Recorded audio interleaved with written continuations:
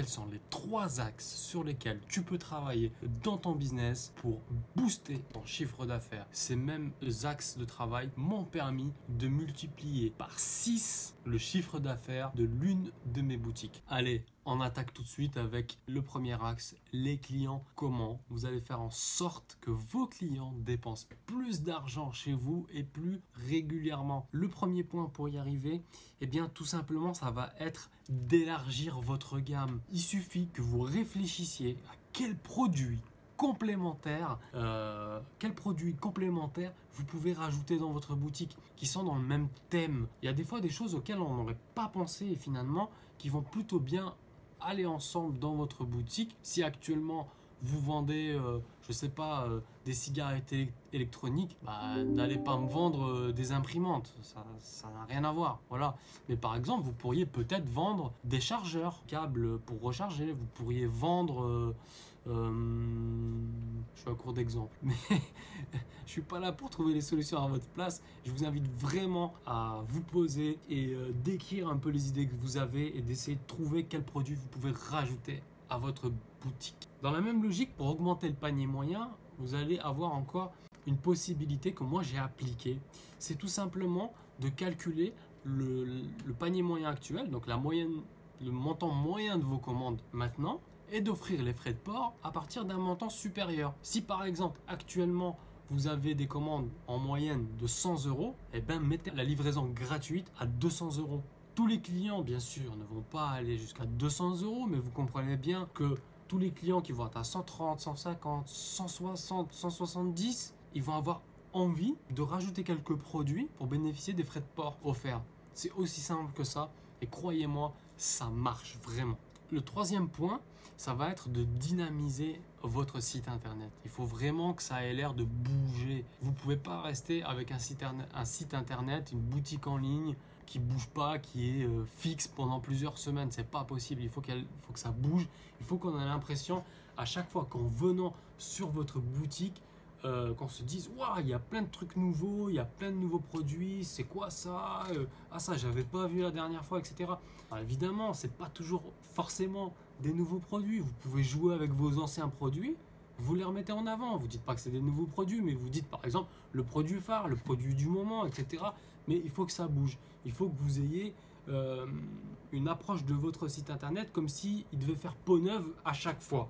Ça permet aux gens tout simplement qui reviennent sur votre site, et bien de susciter l'envie de revenir encore et puis de voir qu'est-ce que vous proposez finalement.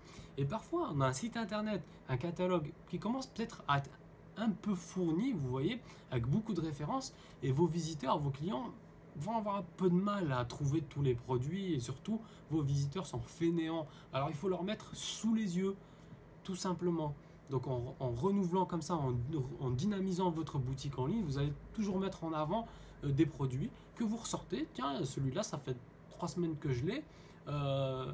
Il commence à dormir un peu, vous le remettez en avant. Voilà, tout simplement. Et là, mettez des produits avec des prix d'appel. Prenez des produits qui plaisent et cassez le prix. Il faut qu'on ait l'impression, en arrivant sur votre site, de trouver des choses pas chères. En fait, ça va donner une illusion et venir faire en sorte que vos clients ils vont aller fouiner un peu sur votre site et rajouter d'autres produits. Le quatrième point, ça va être les relances des paniers abandonnés. C'est très important, il y a énormément de paniers abandonnés. On peut essayer de rattraper. Il faut mettre un système en place de relance automatique. Il ne faut pas que vous le fassiez vous-même manuellement, bien évidemment. Il faut que ce soit automatisé. Donc par exemple, vous allez envoyer un email au client pour le rappeler 24 heures après. Coucou, t'as oublié ton panier, t'as laissé ça, reviens commander avant qu'il soit trop tard. Ensuite, en fonction du domaine sur lequel vous trouvez, vous pouvez faire des relances de paniers abandonnés par téléphone. Ça fonctionne super bien, c'est très efficace et il y a beaucoup d'entreprises qui le font. Le cinquième point, ça va être les newsletters. Il ne faut surtout pas oublier de faire des newsletters régulièrement et surtout, il faut que vos newsletters soient pertinentes. Si la newsletter n'est pas pertinente, si elle n'intéresse pas vos clients, eh bien, ils vont se lasser et ils vont arrêter de les lire. Mais le fait d'envoyer des newsletters, c'est important parce que ça leur rappelle que vous existez, que vous êtes toujours là. C'est super important et on sait qu'à chaque fois qu'on fait des newsletters, il y a des ventes derrière. Le 6e point, il va falloir aller sur votre site internet et tester la rapidité de votre site web. Pourquoi je vous dis ça? Moi, ça m'est arrivé. Mon site internet devenait trop long. Du coup, j'ai fait intervenir un prestataire et il m'a réglé les petits soucis qu'il y avait. Et le site internet, maintenant, c'est une vraie bombe. On clique, boum, tout s'affiche. C'est super agréable de naviguer, de commander dans ces conditions-là. Vos clients peuvent se lasser très vite et ne pas commander chez vous juste parce que c'est trop long. Ensuite, j'ai mis en place des éléments de réassurance. Qu'est-ce que c'est? C'est tout simplement des petits logos, des petits textes à droite à gauche qui vont indiquer paiement sécurisé, expédition sous 24 heures, assistance par téléphone. Vous mettez le numéro de téléphone partout, il faut qu'il soit gros, il faut qu'il soit visible. Franchement, il y a peu de clients qui vont appeler, mais le fait de le voir, ça va donner une grande confiance à vos clients. Ils savent que si jamais ils ont un problème, ils savent comment vous contacter. Parce que la plus grande peur d'un potentiel client, c'est de se faire arnaquer. Ou s'il a un problème, comme il commande par internet et qu'il ne vous connaît pas, comment il va faire? Il faut qu'il ait quelqu'un au bout du fil pour pouvoir l'aider. Le 8e point que j'ai mis en place sur cette boutique, c'était de faire en sorte que tout le processus de commande ressemble à un entonnoir de vente. C'est ce qu'on appelle en France les tunnels de vente en gros. Qu'est-ce que c'est? C'est tout simplement les pages par lesquelles votre client va passer avant de payer. Il faut que ce soit le plus simple possible, le plus court possible, le plus rapide possible et il faut enlever tous les éléments qu'il y a autour qui ne servent à rien à part distraire votre client. Tous les trucs à la con. Une fois que le client est allé dans son panier, qui fait commander, il ne doit plus rien exister d'autre. Il faut qu'il y ait les produits, le prix, les informations de base obligatoires, les délais de livraison, le montant des frais de port, etc. Votre logo, et limite, c'est tout ce qu'il y a besoin. Allez, on passe maintenant au prix. Alors, concernant le prix, vous devez comprendre qu'il faut absolument augmenter tous les prix que vous pouvez augmenter. Vous allez me dire, bah ouais, mais si j'ai mis un prix, moi à la base, c'est que je pensais que c'était le bon prix. Ouais, tu pensais, moi aussi je pensais, sauf que après, on se rend compte finalement qu'à ce prix-là, on aurait pu l'augmenter. Celui-ci, on aurait pu peut-être arrondir un peu plus, etc.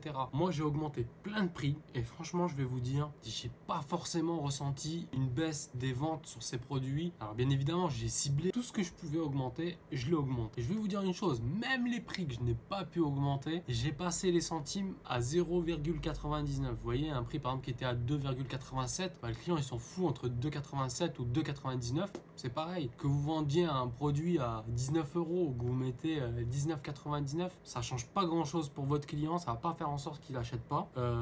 Ils ont l'habitude en plus de voir ce genre de choses partout, dans tous les magasins, etc. Mais vous, ça va vous permettre quoi? Même si vous augmentez par exemple de 9,90 à 9,99, vous allez me dire ouais, je gagne que 9 centimes. Ouais, mais si tu fais 100 ventes par mois, ça n'a peut-être pas beaucoup d'impact, mais si tu fais 200, 300, 500 ventes, 1000 ventes, et qu'en plus de ça, tu commences à étaler ça, à calculer ça sur l'année entière, ça fait quand même une sacrée différence. Il y a un moment déjà, je parle pas de cette boutique-là, j'avais un autre business qui aujourd'hui marche plus du tout, hein. Ça a complètement planté. Je ferai une vidéo là-dessus pour vous raconter tout ça, mais c'est pas très grave.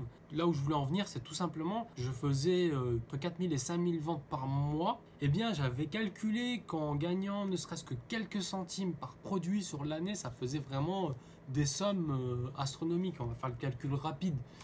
Imaginons, j'augmente de 0,9 centimes sur 4000 ventes.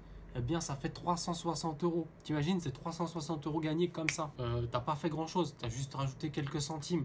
Et tout ça, tu le multiplies à l'année, ça fait 4320 euros. Je veux dire, aujourd'hui, 4320 euros, c'est beaucoup d'argent. Donc, pour tout le monde, hein, même si tu gagnes 1 million d'euros par an, 4320 euros, tu vas pas les refuser. Le deuxième point, ça va être de renégocier tous vos prix d'achat. Peut-être qu'au moment où vous avez commencé à acheter, vous achetiez peut-être 10 pièces, 100 pièces, 1000 pièces, je sais pas, de ce produit-là. Maintenant, vous avez vendu plus que ça, vous débitez plus, eh bien, renégociez vos prix d'achat, demandez une ristourne supplémentaire, etc. Voilà, si vous faites plus de volume, il n'y a pas de raison qu'on ne vous accorde pas un prix peut-être plus avantageux. Et moi, il y a même des produits, j'ai pas hésité, j'ai changé de fournisseur, j'ai trouvé moins cher et de meilleure qualité. Voilà, c'est comme tout, il y a une offre sur le marché qui est énorme, il ne faut pas hésiter à comparer et à sans cesse améliorer ses achats. Vous ne pourrez pas toujours gagner sur votre client. Par contre, bien souvent, lorsque vous êtes au max sur le client, vous allez pouvoir aller taper sur les fournisseurs et essayer de gratter au niveau des fournisseurs. Si vous ne pouvez pas ou plus gratter sur les fournisseurs, vous avez fait le top, et ben gratter sur les transports. Si vous faites de l'importation, si vous achetez vos produits en Chine, etc., ben cherchez à importer pour moins cher en allant chercher peut-être des transporteurs moins coûteux. Le troisième axe, je vous disais un peu plus tôt, c'est de travailler sur le nombre de visiteurs de votre boutique. Moi, pour augmenter le nombre de visiteurs sur ma boutique, eh bien, j'ai mis en place les campagnes AdWords. AdWords, c'est la publicité payante de Google. C'est pas donné à tout le monde de la maîtriser. Il faudra peut-être que vous passiez par un freelance qui va gérer pour vous vos campagnes AdWords. Vous devez trouver un bon freelance qui s'occupe de vos campagnes AdWords. C'est pas compliqué. Si vous dépensez 100 € par jour en AdWords et que ça vous en rapporte 500 et qu'en payant vos produits, etc., bah, il vous reste 100 €, bah, vous avez multiplié par 2 votre mise, eh bien, c'est rentable. Voilà. Donc il faut vraiment que vous vous penchiez là-dessus et voir si ça ne peut pas s'adapter pour vous. Le deuxième point qu'on va aborder, c'est de travailler le référencement naturel. Je pense que vous l'avez déjà entendu, le référencement naturel, c'est vraiment une partie pour moi qui est importante. Alors, ça fait un peu vieille école ou old school en fait de parler aujourd'hui de référencement naturel puisque tout le monde jure par la publicité Facebook. Mais il ne faut pas oublier que Google aujourd'hui c'est le numéro 1 et que les gens ils tapent sur Google quand ils veulent trouver une information ou quand ils veulent acheter un produit, ils vont sur Google, ils vont pas sur Facebook. Donc Google, c'est très fort. Pensez à AdWords et surtout pensez au référencement naturel, c'est gratuit. Le troisième point moi, que j'ai mis en place, c'est d'embaucher un télévendeur. Un télévendeur, c'est quelqu'un qui prend son téléphone, qui appelle les clients pour leur vendre nos produits. En fonction de votre business, ça peut être intéressant ou pas, ça c'est à vous de voir. J'espère que tout ça vous aura plu, que ça vous aura vraiment appris des choses. Si c'est le cas, pensez à me laisser un petit pouce bleu. Pense aussi à t'abonner parce que je vais continuer de partager avec toi des super astuces et des super conseils concernant le e-commerce et aussi l'importation depuis la Chine. D'ailleurs, juste en dessous, tu trouveras le lien pour télécharger ton guide gratuit qui te permettra d'apprendre à trouver et à importer tes produits grâce à Alibaba et tout ça en partant de zéro.